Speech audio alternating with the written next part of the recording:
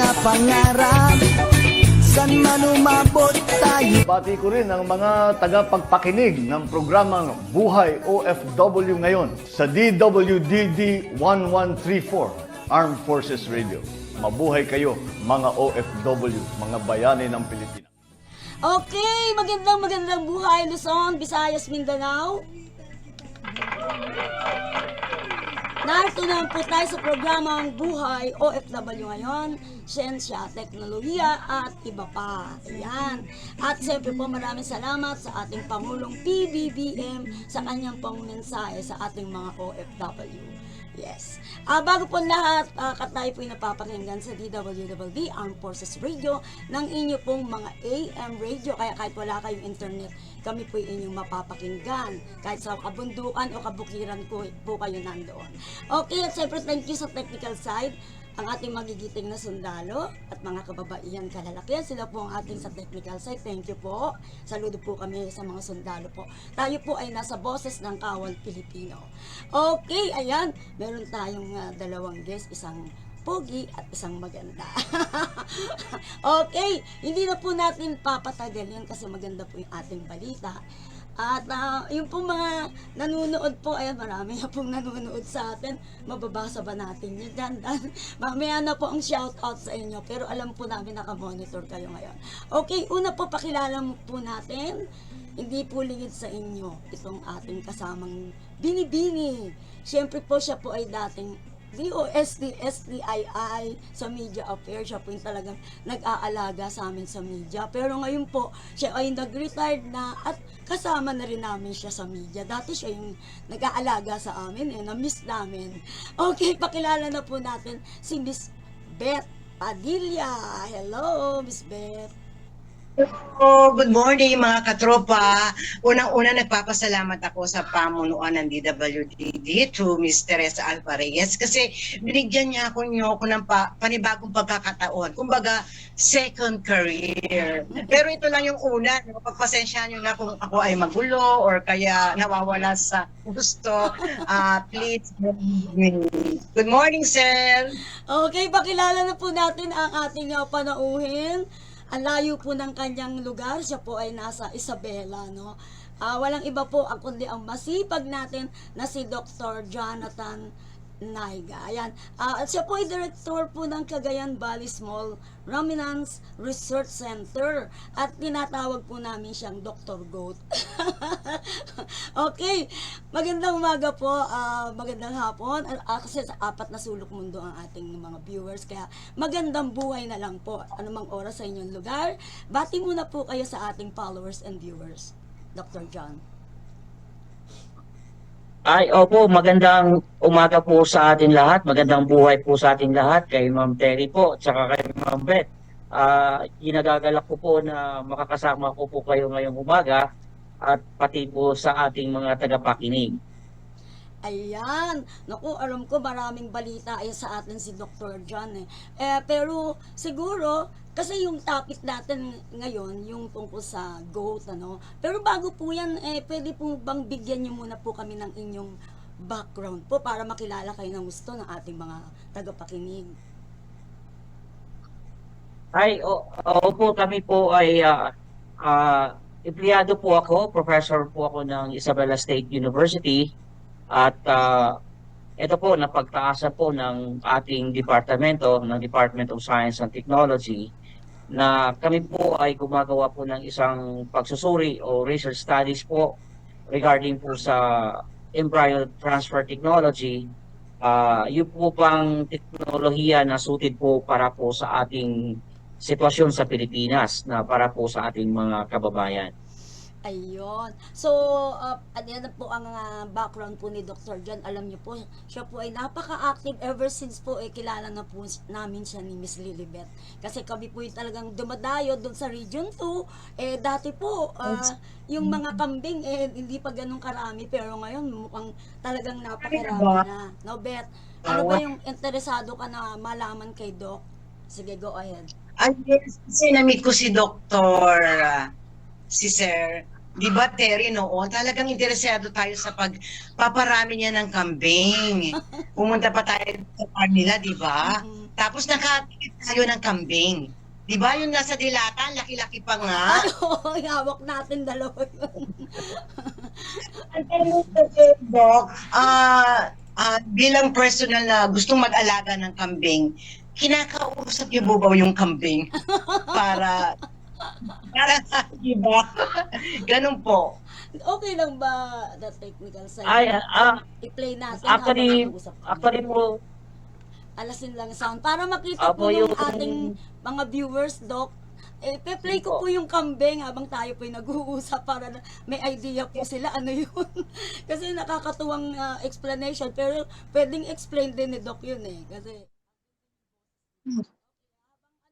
Sige, sige.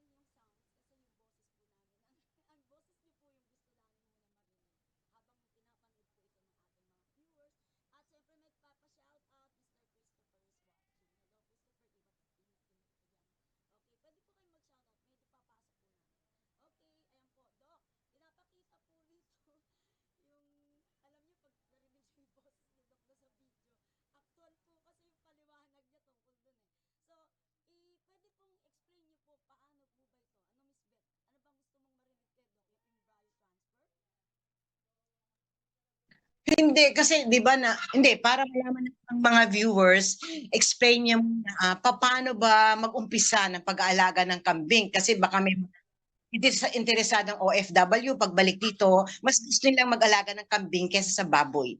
Paano tayo ma-enhance nito na mag-alaga ng kambing kaysa sa baboy? ay, opo, magandang umaga po ulit sa lahat, ano. Ang ang layunin po namin dito sa center po sa Isabela State University, kami po ay nagbibigay po ng tamang teknolohiya paano po mag-alaga ho ng kambing. Kasi po ang kambing po sa ngayon ay napakalaki po ang potential po sa merkado kung saan ay karamihan po sa ating mga kakababayan, hinahanap-hanap po nila ho yung mga recipes po ng kambing, lalong-lalo na po itong mga lutong Pinoy na kung saan ay kasalukuyan po na hinahanap po ng ating mga consumers. So, ang pag-aalaga po ng kambing ay isang simpleng bagay lang po na kinakailangan po bibigyan natin ng pansin at alamin lang po natin ang teknolohiya po sa pag-aalaga ho ng kambing. Ito man ay kokonti o maramihan, meron po tayong tamang teknolohiya po dito na pwede nating pag-uusapan po natin sa ngayon.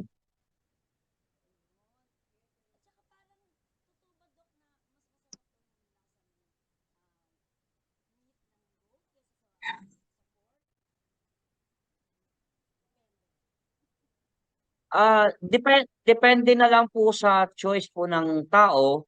Pero karamihan po sa ngayon ay pagka ipinagtatabi po natin yung luto ng kambing, luto ng baboy, luto ng baka, luto ng karnero or luto ng kalabaw, lagi naman pong nauuna ang luto po ng kambing ang kinukuha po ng ating mga consumer. Ibig ko sabihin doon, marami na rin po sa atin ay talaga pong natututo na pong kumain ng kambing sa ngayon.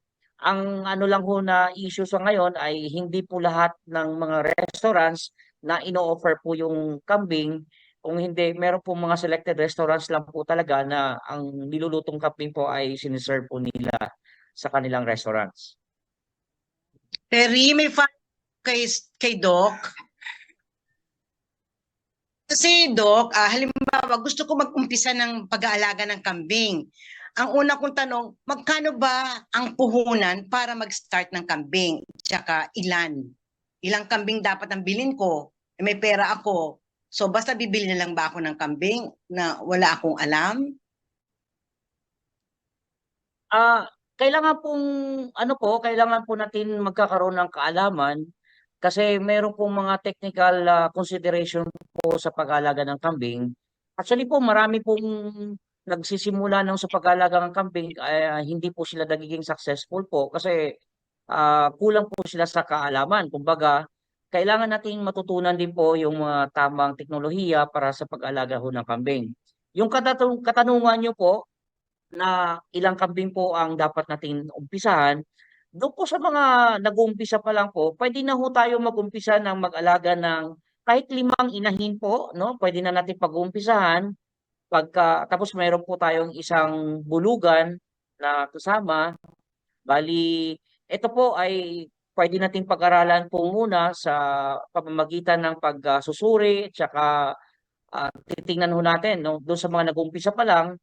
And then, pwede ho natin paramihin po pagka natutunan na ho natin kung yung pong mga teknolohiya po para sa pag-aalaga ho ng kambing.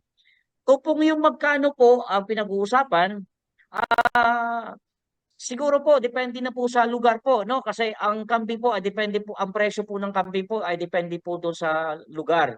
Sa bandang Visayas at Mindanao po, medyo may kababaan po ang kambing diyan.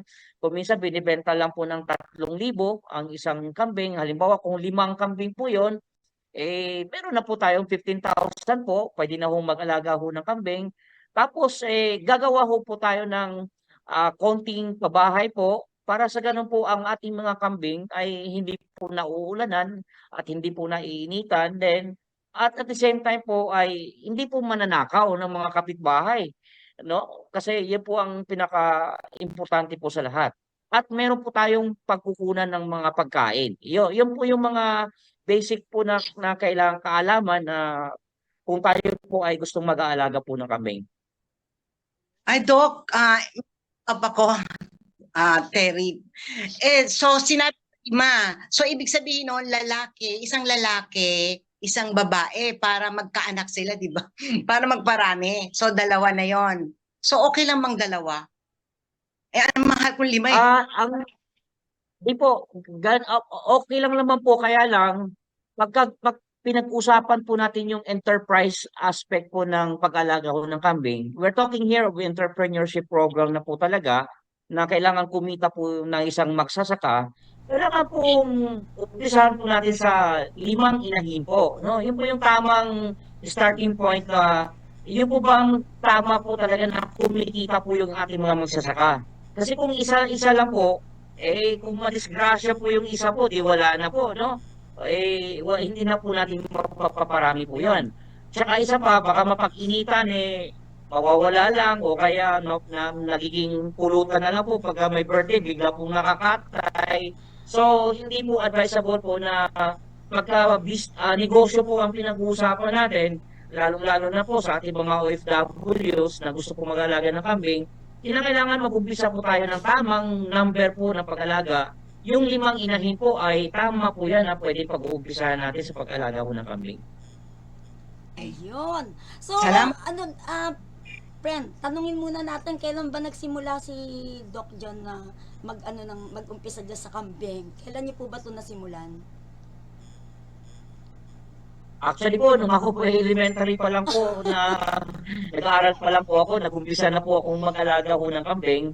Kaya lang nung napasok na po ako sa Isabela State University, that was in 2005, nasimulan na po namin ang pag-alaga at saka sabihin na lang po natin yung pagkakandak po ng research activities po ng pag-alaga po ng kambing, at ito po ay ipinalaga na po natin, no?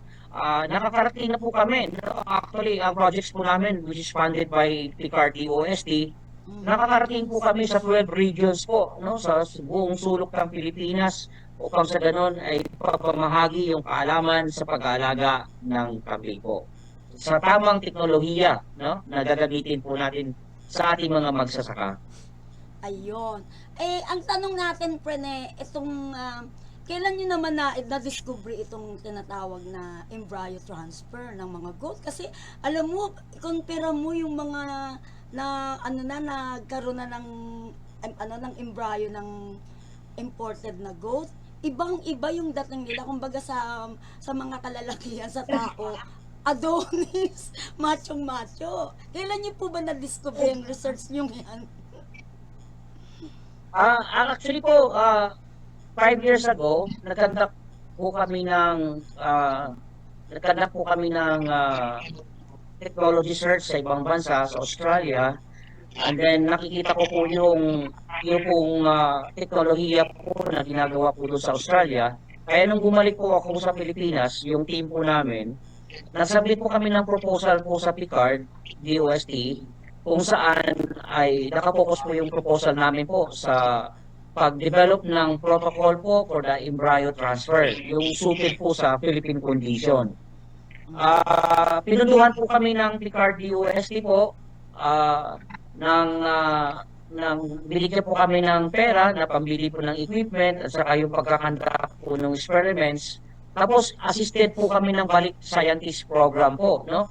Na isang Pilipino scientist po na nanggagaling po sa Australia, kung saan si Dr. Mervin Pahate na siya po yung tumutulong po sa amin through this program po ng balik scientist program para po sila na ma-develop yung protocol ng embryo transfer po sa Pilipinas. Ito po ay focus lang po tayo sa kambing. So, nakapag-produce na po kami 3 years, dito po, 2 years ago, nakapag-produce po kami ng kambing na isa. Ngayon po, dito po, bago lang po, nakapag-produce din po tayo ng 4. So, nagiging out of our research program po ay nakapag-develop na po tayo ng protocol po doon sa embryo transfer dito po sa Pilipinas. Ito po ay sa pamamagitan po ng suporta ng DOST. Yes. Papurihan natin ang DOST PICARD. Ayan. Of course, friend, ating mga kaibigan sa PICARD, hello po Marita. Ayan, hello po sa inyo at dalagang po sila. Okay, friend, meron ka pa bang tanong kay Doc? Teka, ang tanong ko, sir, so nag-introduce kayo ng embryo, parang dumami ba ang kambing o maging maganda yung build nila? O paano kung native kambing? Ayaw na namin nung mag-embryo pa na kambing, native. Kasi di ba, hindi namin malalaman kung may embryo ba yung kambing or native ba yun. Paano ba yun, sir? Ang embryo transfer po kasi ay applicable naman po ito sa lahat ng bagay. Ano po, pwede hong native animals, pwede pong mga purebred animals. Kaya lang, ang technology po ng embryo transfer po ay magandang gamitin po ito pagka po breeders po ang ating pinag-uusapan, yung magandang lahi po, para hindi naman po sayang yung mga expenses po natin. Pero kung sa native naman po ay pwede na lang po natin siyang i-upgrade, no? Kahit na hindi natin po siya i-subject ng embryo transfer, pwede na po natin gumamit tayo ng ibang teknolohiya para po mapapaganda po yung lahi ng kambing, probably artificial insemination or natural breeding. Depende na lang po sa sitwasyon at yung pong kaalaman po ng ating farmers. We let our farmers know the technologies or the different technologies or breeding techniques. Depende na lang po kung saan po sila suited po doon sa kanilang kakayahan at doon po natin pwedeng i-introduce po yung mga teknolohiya sa pagpaparami ho ng kambing. Ayan, Okay, okay. salamat. Okay. So, friend, Yes. alam mo, curious ako dyan sa kambing na yan eh. Sir, di ba, mga kasama naman natin, yung mga sa probinsya, pinapalabas lang nila yung kambing, ang kinakain lang nila ay, ano ba yun, yung damo, di ba? Mas masustansya kaysa dun sa mga nabibili natin na organic na mga pangpakain, Ayun. mga feeds. Yes. Okay. Doc, John, yung pong inyong paliwanag dito sa embryo transfer, naka-video naman po siya. I-play na lang po natin later after po ng discussion natin para hindi po para mas maganda actual na sinasabi niya. Pero doon po may boses po kayo at the same time, nakikita po yung paano yung ginagawa niyong pag-transfer. Kaya later po i-play na lang po natin after this. Okay, ano pang mga tanong mo, friend, sa ating Dr. Goat? Diba, katulad ko, di ba, malaki yung bakuna ko, ang daming damo. Minsan may doon nila kinakain yung damo eh. Di ba, mas gusto nila yung damong matataas. Tapos, mas okay ba yung kesa doon sa mga feeds na nabibili pang kambing? Actually po ay ang ating mga kambing po, ang pinaka-priority po nila talaga ay kumakain po ng mga damo. Yun po yung yun po yung nature po ng ating kambing, yung mga dahon, yung mga damo, kagaya ng mga ipil-ipil po, no, mga madre de cacao. Napakadami pong mga pagkain po na available sa ating paligid. Tsaka yung mga damo po na available po sa paligid, yun po yung mga kinakain po sa ating kambing. So, kinakailangan po, alamin po natin kung paano lang natin i-mix. Kasi po yung damo po, yun po yung magiging source ng sub-energy, carbohydrates po. Pero yung mga dahon-dahon, kagaya ng ipil-ipil, madre de cacao, marami po indigo opera, rensoni, yun po ay source ng protein na kailangan po natin pagkakahaluin po yun, ay papakain po natin sa ating mga kambing. Yung concentrate po, pwede naman din po ipapakain mo yung concentrate po, pero hindi purong concentrate po. Supplemental lang po yun para po tayo ay nakakaminos din po sa ating gastusin. At kung napakadami na po available po natin yung mga source po ng mga grasses po at saka yung mga legumes, iyon po ay po pwede na natin ipapakain po sa ating mga kambing. Ayun. Okay, Doc, meron po mga mensahe sa atin doon po sa mga interesado daw po doon sa inyong, kasi yung iba po napanood na po nila yung ginawang demo po ng embryo transfer ng goat. Yung pong mga interesado, pwede rin daw ba sila mag-avail? Kasi may mga, sa kasalukuyan, meron na pong mga goat racer na nakita po ibang-ibay po yung dating nung nalagyan po ng na-transfer ng embryo nyo paano daw po kayo makontak? Pwede daw po ba sila mag-avail niyan? Ay, opo, pwede naman po, kaya lang, depende na lang po sa kanilang contributions kasi hindi po lahat ng activity ng embryo transfer ay pwede silang magpa-participate. Siguro yung training component po doon sa pag-prepare ng mga animals, sa pag-program po ng mga animals na isa-subject natin ng embryo transfer, pwede po silang magpa-participate po doon. Kaya lang pagdating po doon sa surgical activities po na gagawin, kailangan po may participation po ang mga veterinary medicine po natin, mga vet med po natin. Sila po yung authorized po na gaganap po doon at na hindi po pwedeng gawin lang po ng mga ordinary na farmers. Opo. Pwede naman po kami kukontakin po anytime. Oo, pwede naman. Dok, saan po kayo pwedeng kontakin? Yung mga interesado lang na mabigyan sila ng advice kung paano pa lalong dumami o gumanda yung kanilang mga goat. Saan po kayo Opo, pwede po kaming kukontakin po sa number po namin. Pwede naman po siyang makikipag-coordinate po sa Isabela State University. Pwede po siyang mag-drop by po sa aming Facebook page na then i-set po niya yung mga katanungan po doon. Ang aming Facebook page po ay Isabela State University Cagayan Valley Small Ruminants Research Center. Ayun. So, Doc, yung pong pagpapaliwanag, hindi na po namin kayo aabalahin. Doc, kasi nasa video po ang complete detalye po, pati po yung mga meat processing ng goat. Nandun po ang gaganda po talaga ng meat nila at saka ang linis po ng pag-process. Doc, saan po, nasa market na po ba yung mga meat na yan? Ay, opo, kasi ang ginagawa po ng Isabela State University, hindi po kami na po ang nagde-develop po ng mga technologies po niyan. Pero nga sa ngayon po, meron na po tayong partner company po na sila na po yung gumagawa, yung Agricom Best Foods. Sila na po yung nagkakatay, sila na po yung nagpo-process, sila na po yung nagbebenta ng mga karne. Tapos nakalata na po yung mga karne natin, yung mga menu natin, kaldereta, adobo, kilawin, nakalata na po yan.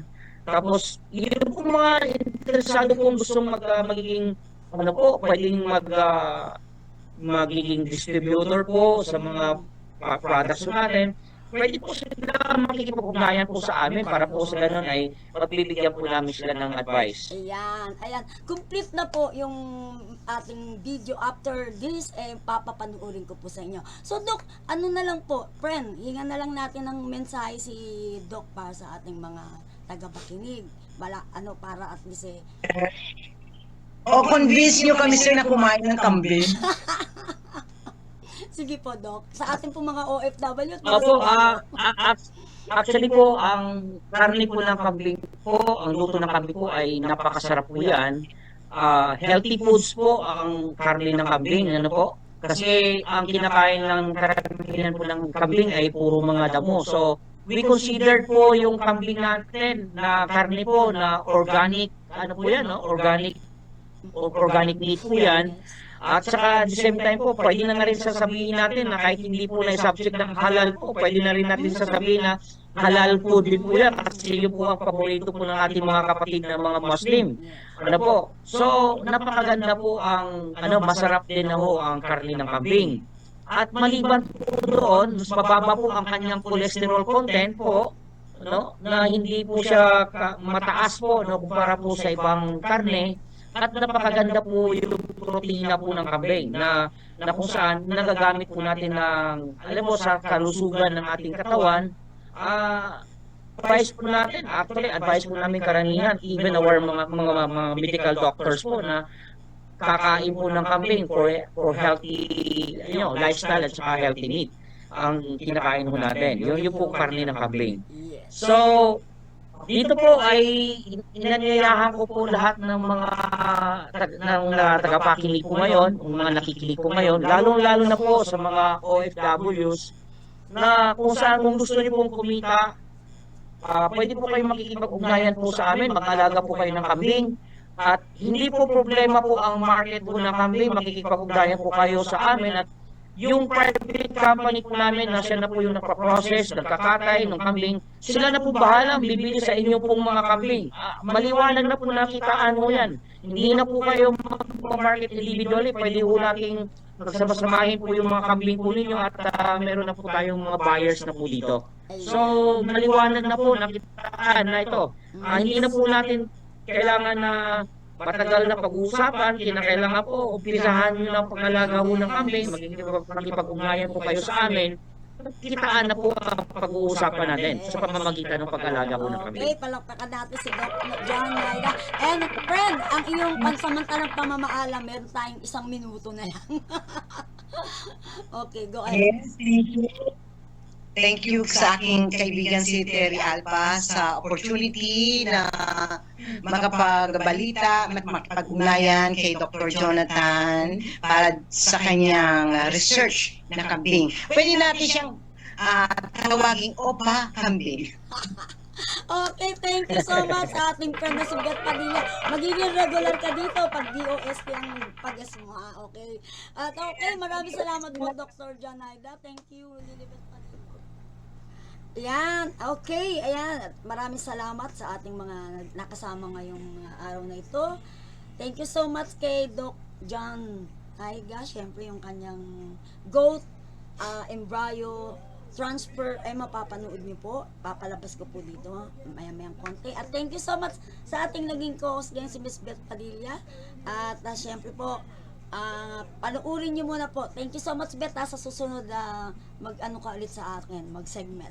Okay, ngayon po ay panuurin niyo po yung buong detalye ng goat embryo transfer ni Dr. John Naida. Ayan po.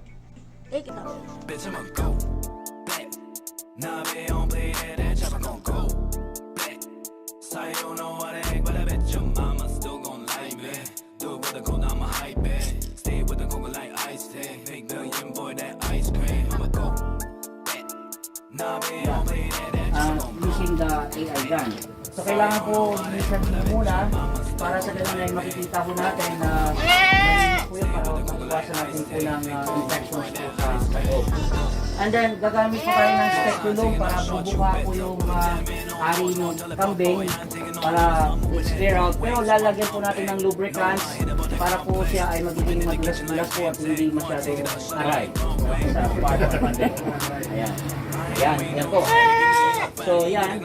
So, ang technicians po ngayon ay sisilipin po niya yung cervix. Hindi pwede po mag-release ng similya sa vagina.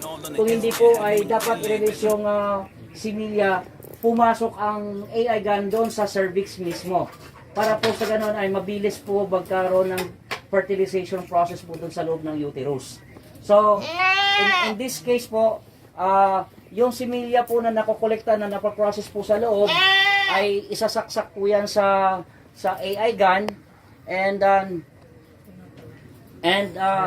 kailangan po gisingin natin yung similya kasi frozen po yon. Itotow po natin yan para tulog po kasi yung similya. Then babad po siya sa mainit na tubig ng 30 degrees centigrade upang sa ganun ay magising po yung similya. And then yung similya na yan ilalagay po yan doon sa AI gun na siya po yung gamitin po doon sa insemination. Ano po? So we have to be careful po, no? Pagdating sa artificial insemination, ang artificial insemination natin, no? Para hindi po namamatay yung similya. So ganyan po ng itsura po ng AI gun, no? Na ginagamit po para sa insemination.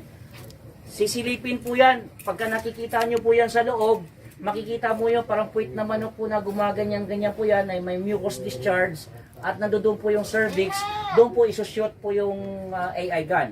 Ganyan po, yan, ang itsura. So, kailangan po ng training din po at explanations at saka using the protocol po doon sa paggamit ng AI para po magiging mataas po ang success rate ng artificial insemination.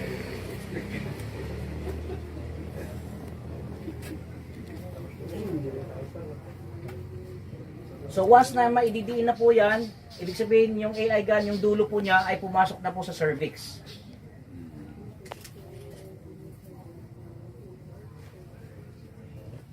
Okay, from to date, maghihintay po tayo ng 21 days ng estrus cycle ng kambing. After 21 days po, pagka hindi po naglalandi yung kambing, buntis na po yan. Pero pag naglalandi po yung kambing, ibig sabihin po doon, hindi siya buntis, follow up artificial insemination. Ganun po yun. So that's the story po of artificial insemination. May mucus discharge mo. Ay, ganun po. Lumalabas po dun sa puwerta niya. May clearance pala yun.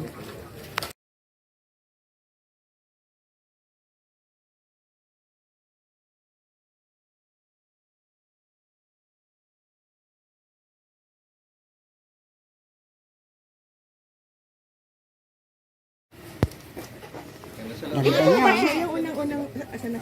Okay, then, sundan mo na si Jonathan.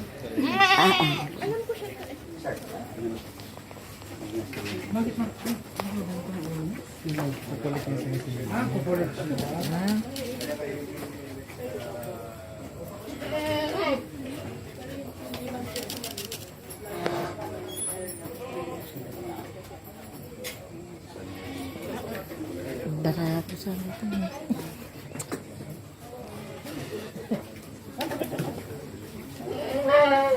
Laki, no? Macho. Ayan, tatanggal. Ayan, Anong lahi yan? laki, ano? Marako, anong lahi?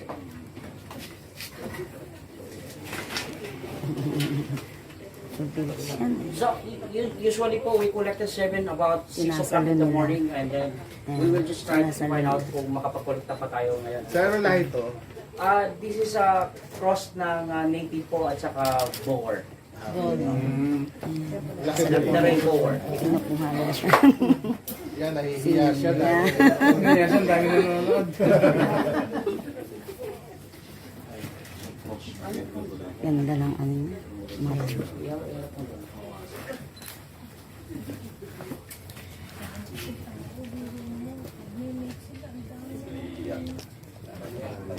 Totoo ba yung kambing, ano? Naka... Marami kayo na dumating. Tatlo lang kami babae, pero sila maraming media. Iya siya. Macho-macho siya, no? Kumbaga sa lalaki, ang ano talaga. Okay, ganito po, kasi medyo para hindi lang tayo matatagalan. This is the artificial vagina po. Ayan. Actually, itong artificial vagina is simulated as the real vagina. Ibig sabihin po, mainit-init din po to, mayroong lubricant sa loob para madulas-dulas. And then, once na sumampa na po yung kambing po, ay sasaluin na po Kala dito. niya, ano na. So, nandito na po yung semen collection.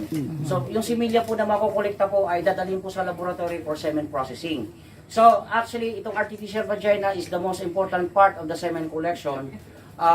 dapat po standard din po ang pagpe-prepare po nito kasi otherwise may tendency po na hindi po mapaprocess mabuti po yung similya. So it should be quality also preparations of the artificial vagina. But we have samples there already sa loob po. We can proceed doon sa loob po para makikita po natin yung semen processing.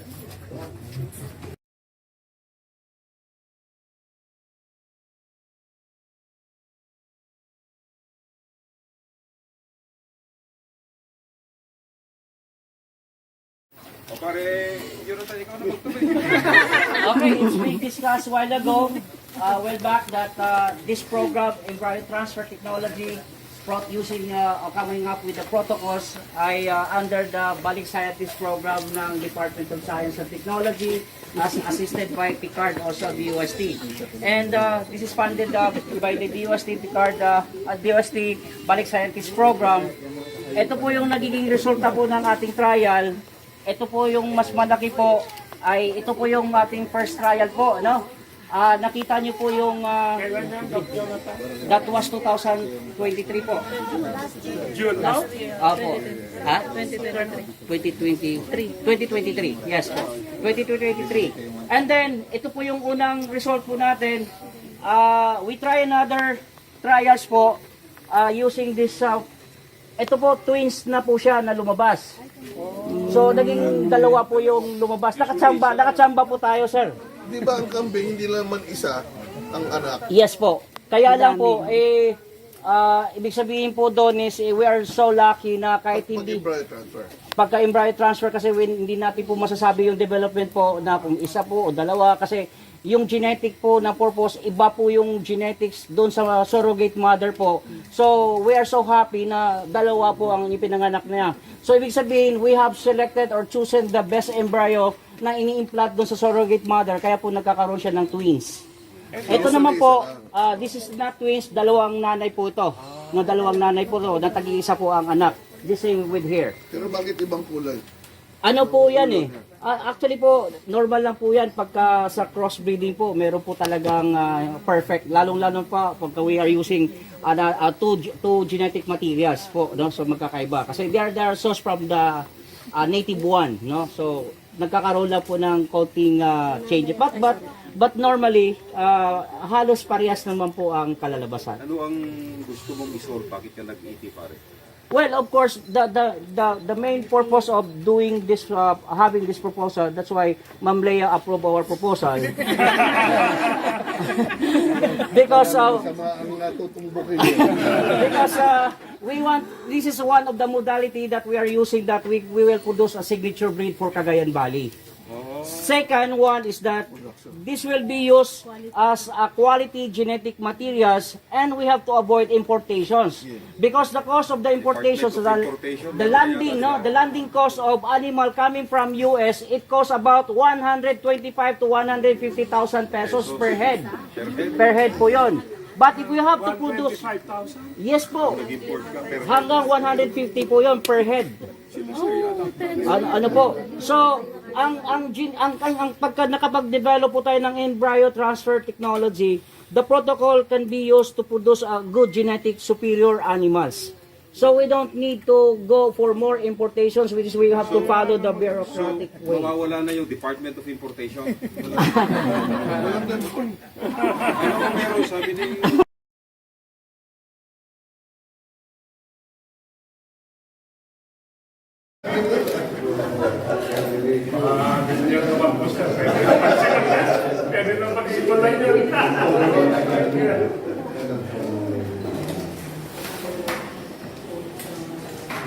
Ay, siya ka mag-picture, hindi kami. Sama na po eh. Ito yung cutting cutter po natin, mixo po natin, ang tawag namin decrease bandsaw. Ginagamit din po namin ito sa large animals. Pagka small animals po, yun ang ginagamit namin. Pero pagka nagkakatayo kami ng baka, kalabaw, ito po yung ginagamit namin. The Philippine Carabao Center is sending here some carabaos for slaughter also. Dito sa center po natin. So, ito po yung cutting scheme po na ginagamit po natin kanina. Ano po, nakikita niyo po yung cuts po niya. Meron po siyang force siya. Ito po, ito po yung shoulder and neck. Ito po yung rack rib. And then ito po yung breast. And of course, the lower and the leg. So, ito po yung sinusunod po ng Philippine National Standard na cuts. And then per piece po, dito po nagkakaroon ng slicing po, choice cuts. Ano po, no? Dito po nagkakaroon. Tapos yung mga buto po na dulo, iiwalay po yan, isa-subject po yan ng sinampalukan. Ano po? So wala po nasasayang po talaga po dito, no? And then, ganun din po sa preparations ng breast. Kung ang order po ay breast po, ang cutting po niya pag ganon, so yun po yung cuts po niya, yung breast. At also yung rack at saka rib. At the same time with the loin. Ganun po ang preparation, yung cutting scheme niya. And then, ito na po yung sinasubject po ng vacuum pack, no? Vacuum packaging. So napapansin niyo po ito, railings po sa taas. So ibig sabihin po nitong railings na to, ang carcass po na ang kambing po na in-slaughter po, yung carcass po niya ay papasok po dito sa loob. Kasama. Ano po, kasama. Ibig sabihin po, magkakatabi lang po yung slaughterhouse at saka yung processing namin. Nagkadikit lang po yan. But please take note, sa standard po ng operations ng processing at saka slaughterhouse, bawal po ang tao na pumasok sa slaughterhouse. Ang slaughterhouse naman po, personnel ay bawal din pumasok sa processing facilities. We have separate po na dressing room for them. But for the sake of demonstration po dito, pero katakot-takot po ang linis namin mamaya dito. No? So, for the sake of presentations po at demonstration, okay lang po na magkakakross tayo. Pwede po natin makikita po dito. Okay. Ito po pala, Ito ito po yung timbang ho magiging timbang po ng kambing. Pagka nakita po yung carcass yan, papasok po yun sa system namin sa traceability. Kaya po accurate po yung traceability namin kasi yung data. Wow. Dami na kasali. Pwede po ba dapat?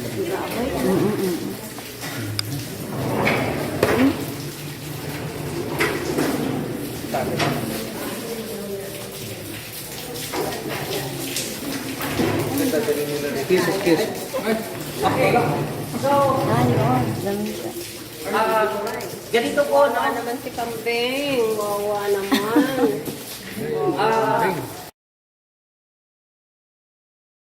Ito po ay binibenta ng pagkano ulit sa sabon.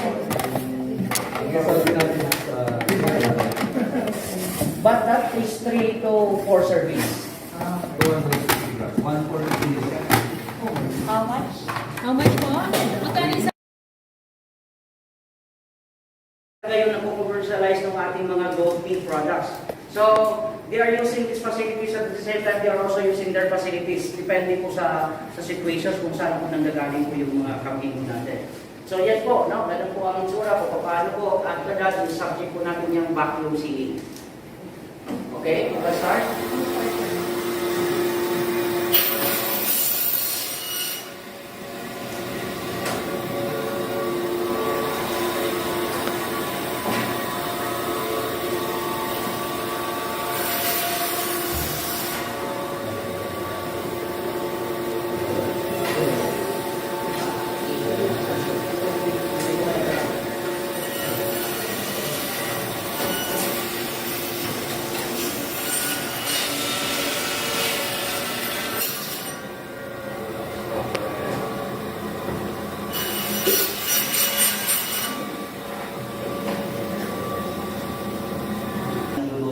If we have to subject the cuts into prime cuts, it is an advantage on the part of the buyer, of course. In terms of cooking, preparations, it is also an advantage on the part of the consumer as well. So, both party ay hindi siya, nagkadak kami ng research po ng preparations about this, and this is the most important part where we come up with the Philippine National Standard. Now, we will show you how to go on vacuum sealing, at ito na po ang dinadala natin sa market.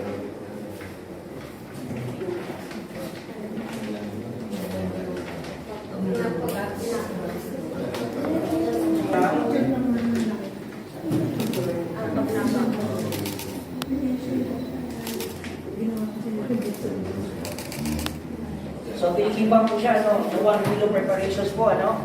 So, dadalhin po yan dito sa vacuum sealer. Kaya po natin siya i-vacuum seal. Yan. Actually, itong vacuum sealer na po to, pwede 4 na kilos na pwede pagsabay-sabayin po natin. No? But we just only try to see you the samples on how to do the vacuum sealing. And then, ito na po yung result ng vacuum seal products po, ng goat meat. And then, lalagyan po namin ng tag po yan. Ito po, no? Nilalagyan po namin ng tag. Pero in the future po, magiging permanent tag na po ito. Itong tag na po to, this is just an ordinary tag. It is part of our traceability project po ng funded by the USDP card din po, na pagka iti-trace po yun, babatuhin po yung QR code, example po niyan, ganyan po. Ngayon, malalaman na po natin ito kung sino po may-ari ng kambing, saan po kinatay, anong breed po yung kambing, ilang kilo po yung kambing na kinatay, nakikita po yun. So on the part of the customer, pagka pinipwesto na po ito sa market, for this vacuum vaccine.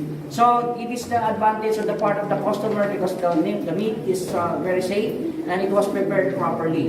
So yun po ang kagandahan po pagka dumaan po siya sa processing facilities which is accredited by FDA. And then, okay na yan. Dito po tayo sa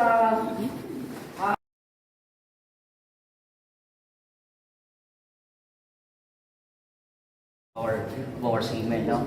Yung invention po ng semen extender na na-develop po ng CBART o Isabela State University ay dati po pagka nag-process ko kami ng similia po ay nasa halimbawa nasa 15 straws lang.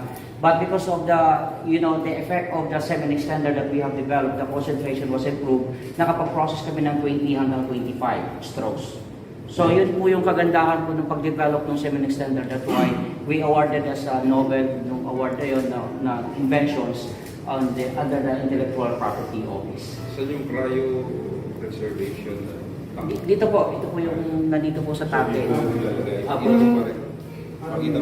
Ayun. Pero yung mga ibang samples natin nasa labas because ready for artificial so insemination. doon natin tingnan. Sige, so sa labas na tayo.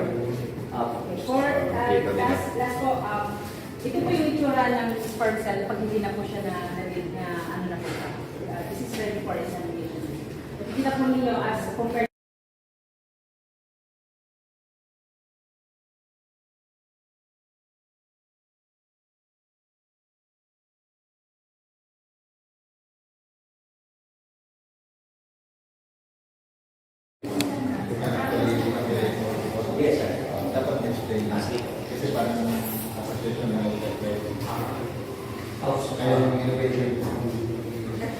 Iba na ang lab niyo, no? Dati yung masikip pa, ang gandang... ito yung pinunduhan ng Oo, Ticket for Innovation. ang tagal na yata, no? Yung kinoverage namin yun. Ang ganda na siya.